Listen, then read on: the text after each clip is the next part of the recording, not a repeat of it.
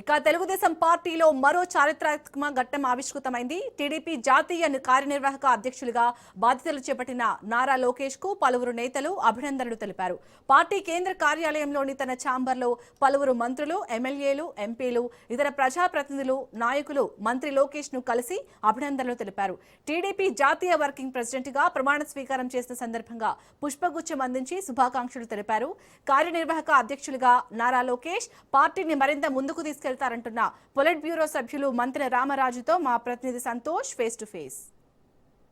నూతన కార్యవర్గ కమిటీ అయితే ప్రమాణ స్వీకారం కేంద్ర కార్యాలయంలో చేయడం జరుగుతోంది. అయితే ఇటు యువత అదేవిధంగా సీనియర్ నాయకుల కలయికతో అయితే కనుక ముందుకు వెళ్తున్నటువంటి నేపథ్యంలోనే ఇక తాజాగా ఏ విధంగా ఈ వెళ్ళబోతున్నారు అన్న దానిపై అయితే కనుక మంత్రి రామరాజు అయితే ఉన్నారు. వారితో కూడా మాట్లాడదాం. సార్, ఈ యొక్క నూతన కార్యవర్గ కమిటీ అదేవిధంగా ఈ సీనియర్లు యువత ఏ విధంగా కలయిక ముందుకు వెళ్ళబోతున్నారు? 100% గౌరవనీయులు నారా చంద్రబాబు నాయుడు గారు కానీ అదేవిధంగా లోకేష్ బాబు గారు కానీ వారి నాయకత్వంలో పనిచేయడానికి సీనియర్లకి అదేవిధంగా నాలాంటి జూనియర్కి కూడా, అంటే నేను పార్టీలో వచ్చి 21 సంవత్సరాలు అయ్యింది. నేను ఒక బ్యాంక్ ప్రెసిడెంట్గా ప్రస్తావన స్టార్ట్ అయ్యి ఈరోజు ఒక పాలిట్ బ్యూరోగా సభ్యుడిగా ఎన్నికైనంటే ఒక తెలుగుదేశం పార్టీలోనే సాధ్యం అని చెప్పి నా ద్వారా తెలియజేస్తూ ఉంటున్నాను. ఎందుకంటే ఒక పక్కన గౌరవనీయులు నారా చంద్రబాబు నాయుడు గారు నాయకత్వంలో 2019-24 మధ్యలో శాసనసభ్యుడిగా పనిచేశాను. పనిచేసిన తదుపరి ప్రత్యేకమైన పరిస్థితుల్లో RRR గారికి సీట్ ఇచ్చినప్పుడు గౌరవ చంద్రబాబు నాయుడు గారు నా మీద పెట్టినటువంటి గౌరవాన్ని ఆ రోజు నేను పార్టీకి ఏదైతే నిర్ణయం తీసుకున్నానో, ఈరోజు ఒక మనిషి కష్టకాలంలో ఒక మంచి నిర్ణయం తీసుకుంటే మళ్ళీ మంచి నిర్ణయం ద్వారా నాలాగా పాలిట్ బ్యూరో సభ్యుని అవడానికి అవకాశం కలుగుతుంది. ఎప్పుడు కూడా పార్టీ సుపీరియర్, ఎప్పుడు పార్టీ ఏది చెబితే అది ఒక నాయకుడు కానీ ఒక కార్యకర్త కానీ ఎవరైనా పాటిస్తేనే రాబోయే రోజుల్లో రాజకీయ వర్గాల్లో కానీ రాజకీయ పార్టీల్లో ఉన్నటువంటి గౌరవం పెరుగుతుందని చెప్పి నా ద్వారా తెలియజేస్తా ఉన్నాను.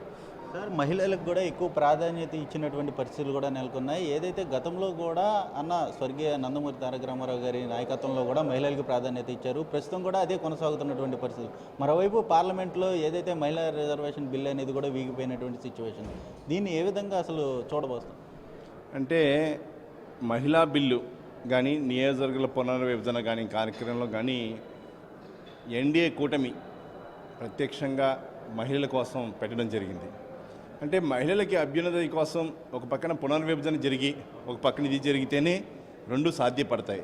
ఎందుకంటే ఎగ్జిస్టింగ్ ఆల్రెడీ కొంతమంది పొలిటీషియన్స్ మహిళలు కానీ అదేవిధంగా మగవారు కానీ ఉన్నారు.